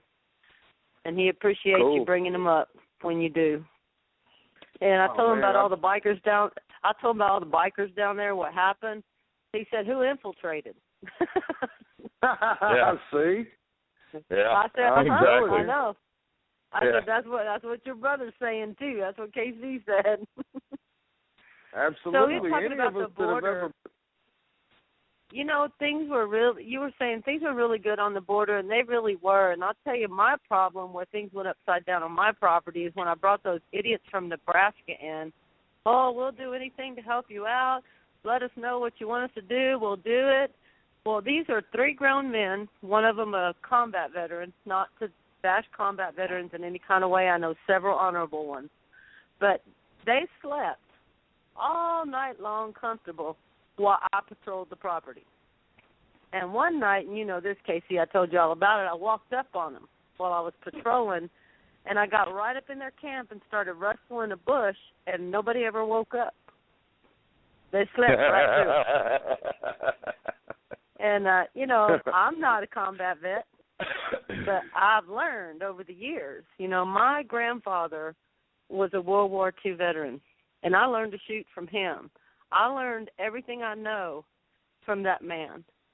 And the one thing he taught me about people is you have to test them out first. See what they're made of. It's not what you say, it's what you do in life that echoes. And those that are doing are echoing right now, like you, brother. James, you're echoing. Charles Dyer is echoing, and God bless him for what's going on. My husband is starting to echo. We haven't even got started with our echoes yet. And we've gotten in contact with someone good, KC. Thank you for opening that door for us. Cool. Hopefully we can get something moving there, too. It's just amazing to me what's happened. And things were good on my property, too, up until that point. And the people on the property then became not wanting any patriots around. They thought they were all like that. And I was the only one allowed on that property. So they kind of spoiled it for everybody on that property in particular. I wish that didn't have Camp Lone Star at the time, because then I could have helped you there, and we could have done something good there too. But yeah, there's only 600 acres and to build up on. Oh, that's all right. I can handle my own, brother. It's all good. And these other people, I got to tell you that one other story, just so everybody knows how patriots can be. One night when I was patrolling, there was the property had goats on it, okay? And so coyotes like to eat goats. And they had a big old pig in the pen next to the goats, and that pig would sound off when it would see a coyote. Well, this particular night, about 2 o'clock in the morning, that pig was sounding off. So I went back there to look, and there was a coyote. And normally when you light them up, you shine a light on them, they'll stop and go away. Well, this one was pretty brave. I lit it up like 3 or 4 times, and it kept coming. So my son had come out and said, "What's that?" I said, "A coyote. He won't back up." And he came out with an AR-15, shot 4 shots at it, and those people never came up to see what happened. And that's where they lost all respect from that property. They were told the next day to leave. You said you cared about my family. You would take care of them, so might as well just leave now. I got her, and that's all I need. I was like, oh, great, you assholes. I thought I was actually going to get a rest. But that's what happens when people try to grandstand in an area they don't know what they're doing. Those of us that were down there a long time knew what we were doing. We had been in the area a long time. We understood the politics of the area, the payoffs of the area, how things worked. And when new people come in and they don't want to listen, it causes problems. And then they just get mad and walk off instead of staying there and learning something so it can grow. That's been my problem with it so far. Well, it's like when I first got down there, I had to learn. I didn't know what which way was up in that, but I got with the guys that were doing it. And we did it 24/7, and then once it was ingrained and instilled in me what needed to be done, I didn't need anybody else to tell me anything because I knew where I needed to be and what to do. Well, you know, James, you can teach an old dog new tricks. We're living proof. You, me, and KC are living proof. I'm over 50, and I'm still learning. I'm learning since my husband's been locked up. I'm learning a whole lot about the law that I didn't know. It's made me study things. Wish you never had to find out. Yeah. Exactly, but it's making me learn things for a reason and a purpose. You know, my husband told me today, attention. And, you know, when a ranger tells you to pay attention, guess what? You better be paying attention. And so I've really started paying attention again, you know, and I'm listening. You know, Casey, I would trust him with my life. I've met you, James, and I think the world of you as well. I'm just grateful you hung in there, too. You know, and your families, you know, our families that support us. You know, I had to disown my family because they're liberal fucktards, and I wasn't going to put up with it. One of my family members told me on the border that we're the ones making it worse. Really? You should come down here and take a look. And the person that told me that flat out asked me if I had even seen an ISIS member come across. And I said, yes, I have, in person, eye to eye. It's happening. Because we've been yelling about that for, I don't know, a long time, and nobody believed us. And now, look at this country. Look where they are, and look where they're coming through at. And yet we're the crazy ones down there trying to protect this country.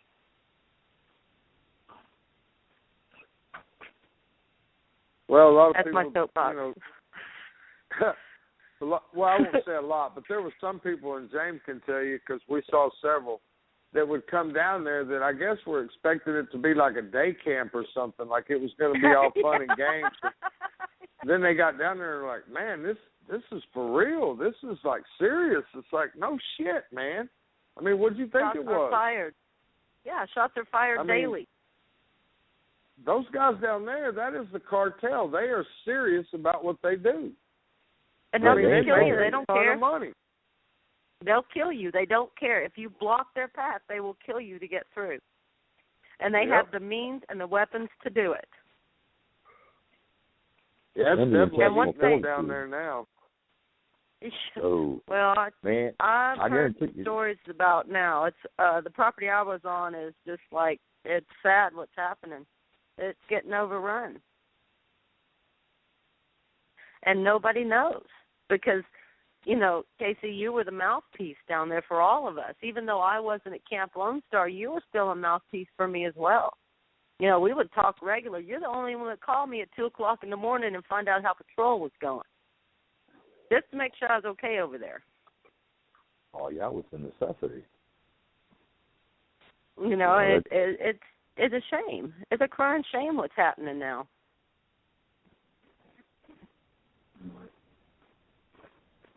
You know, and here we are sitting with KC facing what he's facing, my husband facing what he's facing, you know, and sacrificed everything for that place. Everything, literally. I know my brother KC's put out thousands and thousands of his own money, his own equipment to make it happen, keeping a motel room so the guys could go take a shower and rest if they wanted to. You know, and heat. Yeah, he out was of the a some bitch. It is down there. Some bitch. Well, I brought you vitamin C. Gotta have that. Yeah, but, you know, it got hot as hell, boy. Even James, boy, he got skinny down there. Oh, let me tell you something. All of us dropped weight. I went down there. I weighed 280 pounds when I went down there. When I got home, after everything was said and done, I was down to 145. That's a hell of a diet, ain't it? 245. 245.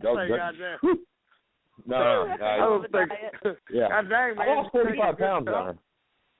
You need to get you a new diet out there. You'll make $1 million off of that. Come down here and lose weight. This is what you do.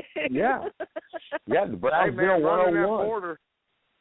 Well, I'm little as it is, and I lost weight. Hey, you guys, stand by. We got another caller with their hand up.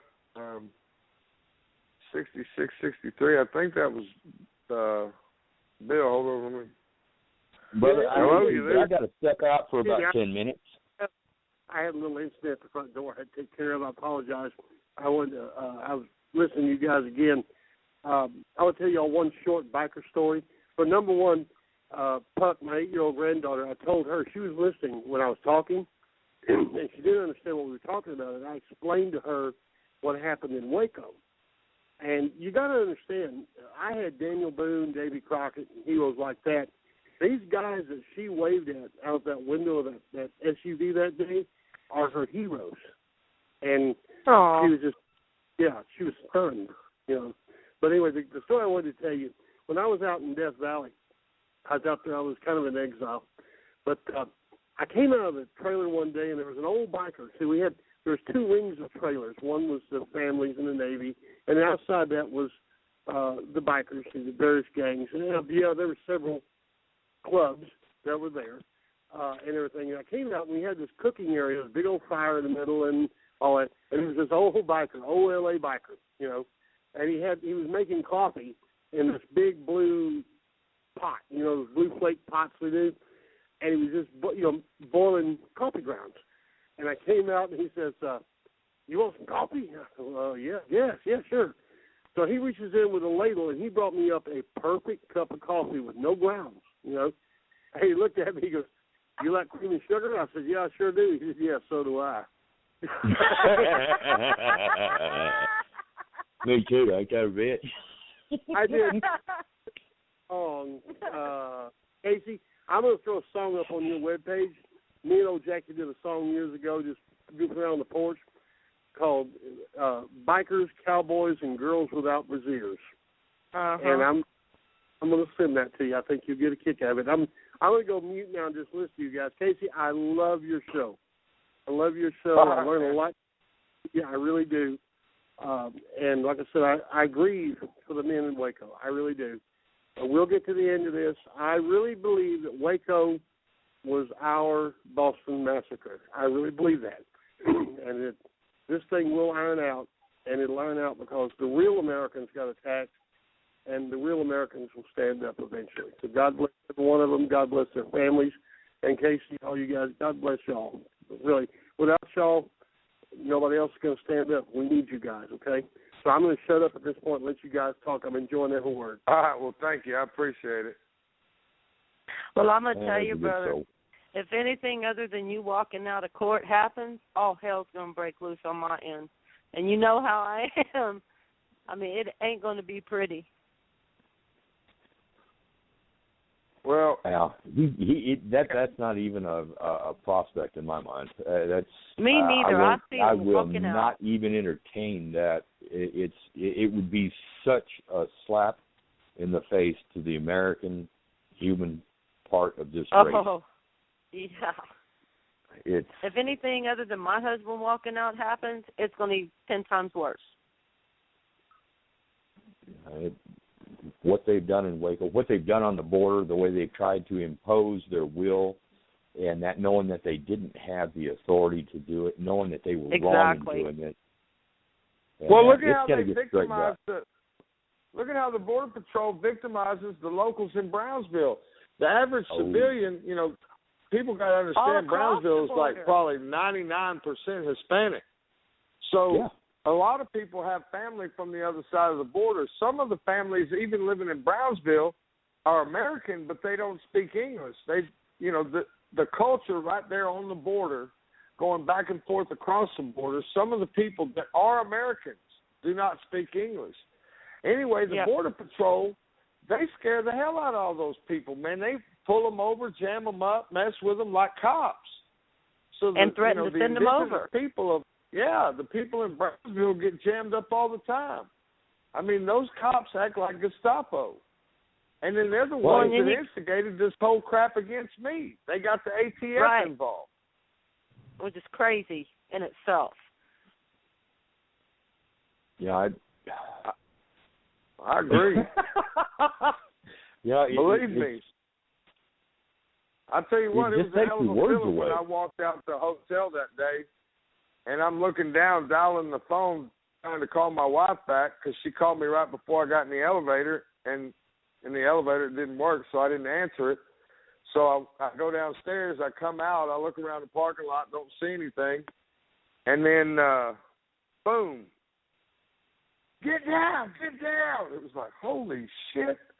I couldn't believe it. I mean, it was surreal. It was just like, this can't really be happening. Yeah. Who, me? Why are all these guys pointing? What the hell did I do? Who, me? Well, I want to get down for. I like to walk.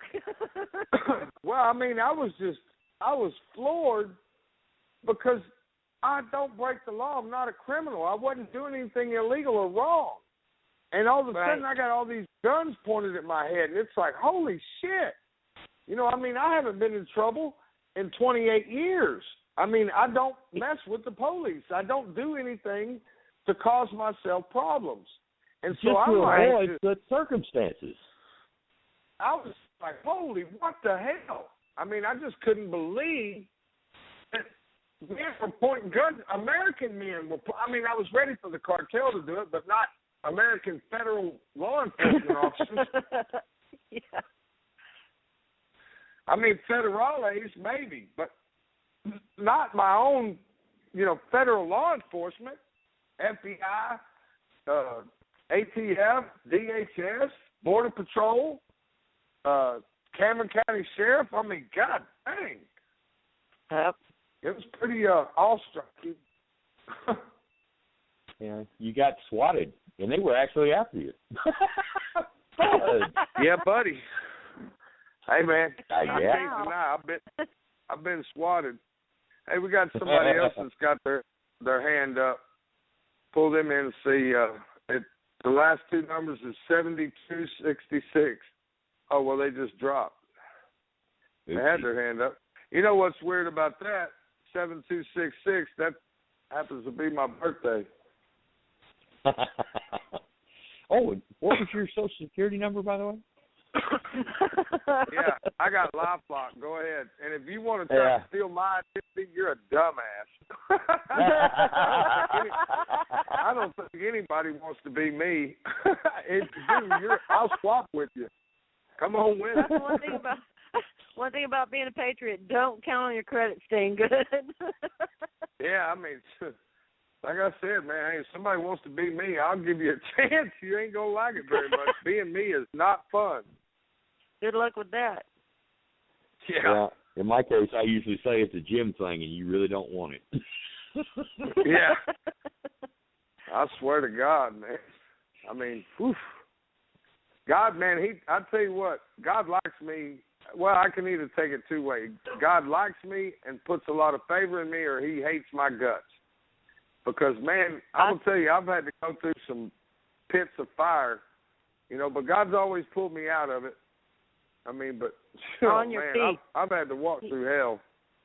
You know, the thing is everybody talks a lot of shit when a patriot falls, but I'm going to tell you what, it shuts them up when they start getting up and fighting back.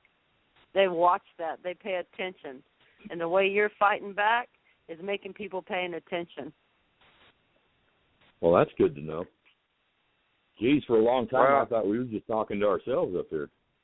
We were. I remember when first show. Wait, it was the test run. Test run with a little tickle. I just want people to, tickle. I just want people to understand what their rights are and what they can do and what they can't do. You know, a lot of people just don't understand what our rights are anymore. We've been lied to, indoctrinated, messed with, and we don't understand what our true rights are. And so I like to try to educate people, you know. Yeah. Just because you're accused doesn't mean that you're guilty. And I'm sitting here trying to illustrate that. You know, we got these guys that got until proven guilty. In Waco. Yeah, well, I mean, that's still supposed to be the standard. All of us supposed to be. Now know, or on the show know that that's not the truth. No, it's a lynch mob and torch, and that's what they do up here. If one person says it, everybody runs with it. It's crazy. There were Wolf 170 is not that far people. away. Yeah, Wolf is like, he's in Billings, and we're in Townsend. So we're not that far apart. And Wow. they're doing the same shit to him. They moved him 300 miles from Billings to cut him off. They were giving me grief about my husband because we got married in a ceremonial way that didn't include a piece of paper, and so they started giving me grief. Oh, you're not his wife. I'm sorry, ma'am. We can't. All right, I fixed that. So I told him we're getting married on paper. He said, okay, when? So I married him in handcuffs to shut them up. Okay, now I'm his wife. Now what? Now what? Here's a paper. You want to eat it or shove it up your ass? I don't care which one, but I'm his wife. Now what? Now I'm going to ask you the same questions yet again. He had one of the little guards come up to him the other night. He said it was around midnight, and that little guard is the son of one of the guys, one of the sheriffs here that has caused so much shit, that has lied. And the guy told him, I know about all the lies. They told me you were this and that before you got here. You were rebellious, you were dangerous, you were this. Well, he's a fucking ranger. Of course he's dangerous, but he's not dangerous to just anybody. And he said, you've been the most respectful person I know. Like, yeah, that's him. He's very soft-spoken unless you shove him in a corner and give him no other way out. And so his plan through all of this has been to just be quiet, let them do whatever they want to him, and then turn around and nail him, which is how it's going. Including his lawyer. Yeah. Lisa, I got Yeah. Frogman on the line. He wanted to call and talk to you. Hi, Frogman. Hello? Hello? Hi, You're Frogman. Oh, hi, Lisa. I just wanted to apologize to you for those dumbasses from Nebraska. I was a part of that group, but I didn't make it on that trip. I wish you would have. You I wish have seen it for yourself. Too. I probably would have ripped their asses a new one if I would have been there. Oh, it was done pretty well. And they were trashed. That whole area will not welcome them back. Okay. Well, I'm no longer a part of that group. Well, good. Send me a request on Facebook. All right. Yeah, I just wanted to apologize to you for that because they are some dumbasses. Well, and, little Scar got in there playing both ends to the means, and I've said this to his face. And there comes a point where those things have to stop because there's too much on the line in this. Yes, that's what the government, that's what they want us to do. The infighting, the separation, it keeps us from gathering and being strong and making this really move. Not even making it move, but reinstating the Constitution. That's what it's really all about. I have a right to bear arms. I have a right to speak my mind. I've been told up here that I should be quiet or I could get arrested. Fucking arrest me. I want you to. I dare you. Please arrest me. My husband and me in the same jail? Oh, okay. We'll see how that works for you. I have no problem. Oh, that'd be bad. I have no problem with Frogman. Yeah, they won't me either because I have, but they're looking to do that. Now they're starting with people with no criminal records. I have no criminal record. Yes, ma'am. Neither do I. Yep, I was arrested as a juvenile and got in some trouble as a teenager, but my grandfather made sure those records were sealed. Yes, you can still look at them, but you can't hold them against me. That's part of sealing records. So technically, I have no criminal record. So, I got no problem with you either, brother, not at all. KC said nothing but good things about you, and I know how people are in this movement. I want to hear it from the horse's mouth. I don't believe what I hear from people, especially if they're talking about others. Yes, ma'am. Thanks, KC. But thank you. I appreciate that. No, thank you, man. Yeah, Frogman is, and for those of you listening that don't know who Frogman is, I'll give you a brief introduction. I met Frogman when I first went to the border at the 1st of July last year. He was one of the first people that I met, and we went on numerous recon patrols, and then we went on patrols together too. The man is a solid patriot. He's a prior service, Navy. I like to call him, tease him and call him a seaman. He doesn't like that. He wasn't a seaman. He was a fireman. Squid. I was a fireman. I wasn't a seaman. You better get that shit right, KC. That's how he's got his nickname, Frogman.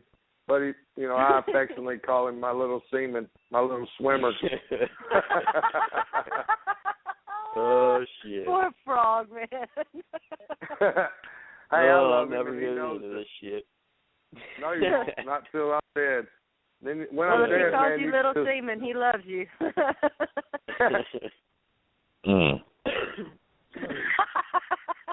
Stop that, James. Good job.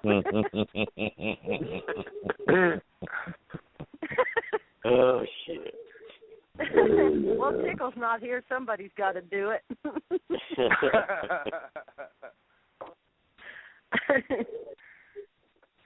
Casey, I love you guys a bunch. I'm going to need to get off because I'm about to get a phone call. Thank you, Frogman. If you want to, get with Casey and he can give you my phone number. Yes, ma'am. And we can talk. Night, I'll be more than thank you. I love you, Casey, and your wife and your dad and all you guys that I had the pleasure to serve down there with. And I'll see you next Tuesday. I'll talk to you before that, Casey. I'll give you a call.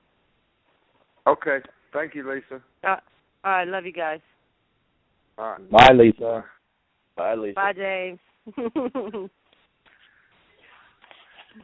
Well, there you go. Man. There you go. Yes. Whenever you call Frog, always hit 1. Because if you don't hit 1, I don't notice, because the board has a lot of different people that are, listening to the show. I can see their numbers, but unless you hit 1, I don't know that you want to talk. Because, I got a long list of numbers. So when you hit 1, they'll queue it up and bring it to me. Okay, well, hey, anybody listen at any time during the show, if you're listening from your phone, all you have to do is hit 1, and that will cue me and let me know that you want to say something to us or talk, and I'll be happy to bring you on. So just remember, all you have to do is hit 1. So any of you guys listening, there's several of y'all out there that are listening. If you want to say something, chime in, add something to the show, just hit 1. So what you been doing, Frog Man? Oh, not much. I've just been crazy shit's been going on for me lately. So I've just been trying to kind of lay low and keep myself sane. That's all. As soon as I can. I know that feeling. It's not real easy sometimes. I think sanity's overrated. Oh, I hear you, James. I fucking hear you. Sanity is overrated. You got to be crazy to put up with this shit. Yeah, no shit. I'm telling you, man. It's when you we live in interesting times. Y'all try to live my life for a day and see what it's like, man. The feds, they let me know I'm on their fan list. I'm on their mailing list. They keep sending me these documents. Hey, you know what I have to say about that, brother? Better you than me. I'll watch it from over here. Hell yeah. Hey, KC, you still up for wife swap? Oh, yeah, shit. We were talking about doing the Tickle, him and his wife. And Tickle, he's a unique individual himself, as well as we all are. And his wife thinks that swapping for me would be easier than dealing with him. And I was like, you just don't understand what you're trying to get yourself into. You better stick with Tickle. Because he ain't – I got all kind of issues right now. My wife, man, thank God for her. And I do. I thank God every night for my wife because, man, I'm going to tell you, she's been a hell of a pillar for me because, man, it's rough riding this deal out. It's rough knowing when you haven't committed a crime and the federal government's trying to do everything they can to destroy you, your name, your reputation, your life, I mean, it's a hell of a hole. It's hard to deal with sometimes mentally. It's straining. You know, I remember when she first got down there after you were arrested. She said they come to my house and said that KC was cooperating with them, and that he said that for me to cooperate with them too. And she says, "Oh hell no! I know that man. I've lived with him for 20 years. He ain't cooperating with you for shit. You ain't coming in the house." And I can, you know, I mean, that little gal, and she's a little gal. She's a tiny gal, in that. But I guarantee you don't want to try to come across that threshold when you're not invited. She'd lit you up. And I can. Oh, yeah. I just wish that had been on video. Oh my God, that would have made millions.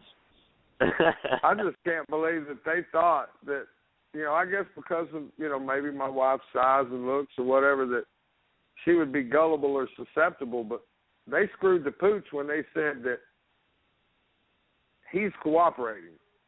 I mean, yeah, right. I don't cooperate with criminals. I don't like criminals at all. And if you're putting me in jail, you're a criminal, because I don't break the law. My wife knows me better than that. She's been with me 23 years. And she's proud of her choice. For them to try to arrest me, she knows that something ain't right. Something is wrong, dead wrong. Yep. Yeah, I mean, she's proud of the choice that she made. She knows you're a good, upstanding, stand-up person. You may have a few idiosyncrasies, but hey, don't we all? And to think that you would cooperate, or that they could, well, that just goes to their not knowing who they were dealing with. If they had known who KC Massey was, they never, ever would have pulled that crap down there. They would have waited and got somebody else. They would have tagged me. They'd have had a better chance, but they still wouldn't have got nowhere, I hope. But, you know, when they tagged on KC, they had no idea what they were getting into. And and for them to, well, he was telling me the first day in court, well, this is supposed to be a lay down. You were supposed to do like John did. Oh, jeez, yeah. No. I'm sorry. Have you met John? And you've met KC, and how could you cross those two together like that? They're both very special individuals, and it just wouldn't work out that way. Well, I've worked very hard for the last 20-plus years to prove to the world, prove to my community, prove to my family, you know, prove to everybody that I know that I'm not the person I used to be. I'm not that person. I'm responsible. I'm intelligent. I'm truthful. I'm diligent. And so to me, it's a huge, huge insult for them to try to demean me and paint me a criminal. I mean, I have worked so hard to change that. And to me, it's like kicking me back 20 years, and that angers me, because I've really worked hard to reestablish myself, to raise my kids, you know, to have my own business, to have the reputation that I do. I mean, it wasn't just overnight that I was able to achieve what I have. And to try to strip me of that because of your lies, man, it incenses me. It makes me angry. And so it's been a battle. It should make every American angry that our law enforcement is pursuing this tact. Well, and that's what makes me so angry about the. It's what makes me so angry about the bikers too. Oh yeah. Yep. Well, see, that's what I was getting around to. They did them worse than me. There's 170 of them down there that are incarcerated right now, and that 170 have 170 families and all their family members, and they know what type of people these are, and they know that the lies that are being told right now, there's no possible way that it could absolutely be true. They know that because that's their family members. They've known them all their lives, and they know they don't do that. Just the same way that your wife loves you and stands behind you, the way your dad loves you and stands behind you, because he knows who you are and what you are.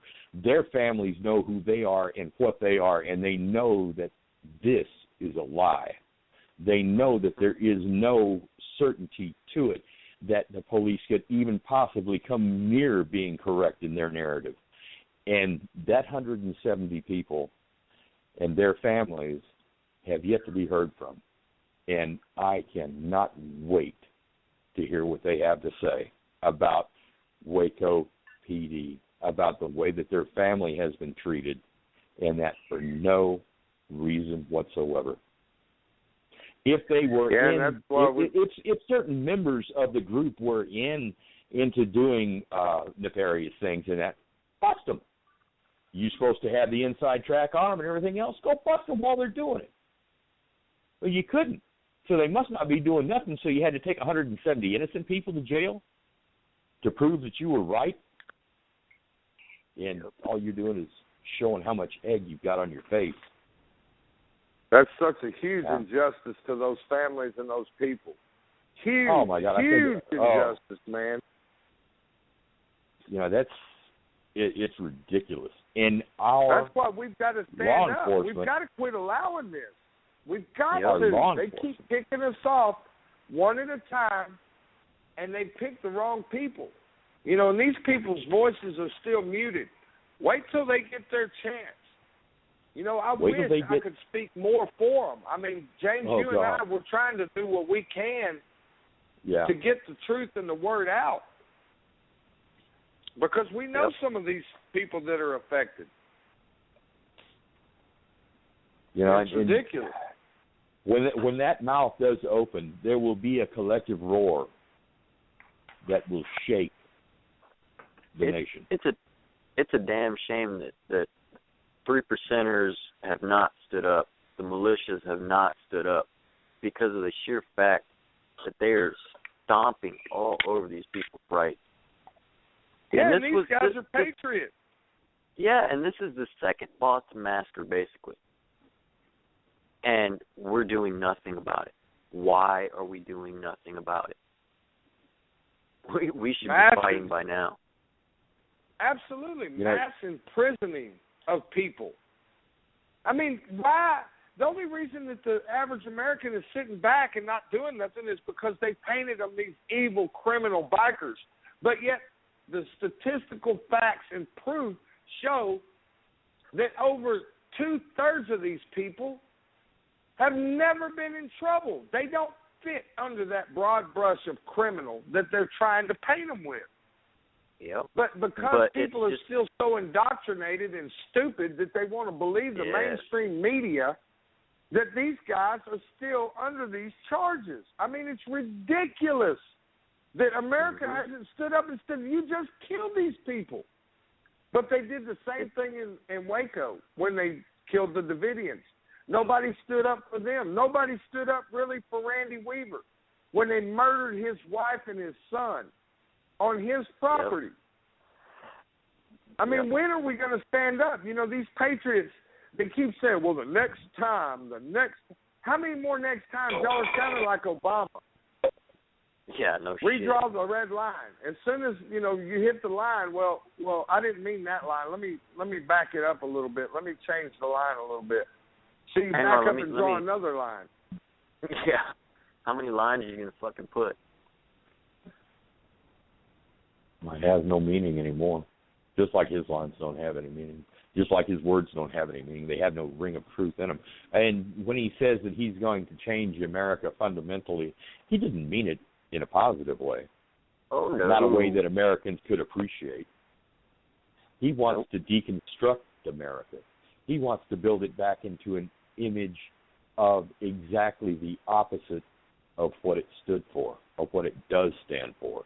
And they're not going to be happy until they do, because America is a blight on them. America is that one bright shining light to the world that it can work, and it does work. Yep. And that's what that's why they hate us so much, because we're right. It's better to be free. Yeah, my question is, when are Americans going to realize that we're all slaves? We are all slaves to the elite. When are we going to wake up to that? Hey, man, was it Chevy or Ford that came out and said, you don't own your vehicle, you just lease it, and you can't tamper with it anymore because it's not really yours? Nothing we own is really ours anymore. If you pay taxes on it, then it's not yours. Exactly. So. Yeah, if you have to pay an annual fee to be able to use it, it's not yours. You know, it's just like our vehicles and the driver's license hustle and lie. You know, that's another lie that's been pushed down and made us stupid, is we think we have to pay to travel. To get our license. We don't. To drive. To travel. It's not a privilege to freely travel. The privilege that they speak of is the privilege to make money off of the open public highways. And that's as a commercial entity, not as a traveler, not as somebody who is freely traveling. Yeah. Well, brother, I'm afraid I'm going to have to get off here. I've got to go take care of my dog. Your barking reminded me. The show is over. We're in overtime. Oh, so I guess we need to go ahead and close it down. We're running a little over. We are 12 minutes over. Oh, that's not bad. And I want to thank all the people that are still listening, that are still on the board. Thank you guys for listening. Thanks everybody on the internet. Sorry about my stupid dogs in the background. But appreciate you guys tuning in and listening. I appreciate all the support, everything that you guys have done for me. So we're going to close this show, and hopefully we'll see if, I don't know if I'll have another show, especially after tomorrow, next Tuesday. That's when trial's supposed to begin. So if they don't drop the charges, you know, there may be with the court, with the trial and all that stuff, I don't know if I'll have another show, so this could be the last show. So I just want to especially tell everybody thank you. Thanks for tuning in. Thanks for supporting. Thanks for sharing. Thanks for spreading the word. And if the feds do wind up taking me out of this, you guys carry the fight. That's all I can ask. So thanks. God bless. Love everybody. Thanks for everything. And we're going to play Pissed Off Redneck on the way out because that kind of describes the way I think most of us feel. Thanks, Frogman. Thanks, James. Love you, brothers. Y'all been good brothers. And hopefully we'll get to do this damn thing again. Till then, see you Tuesday. God bless everybody. God bless you, Casey. God bless. The hallmark of Jimmy Johnson's championships has been...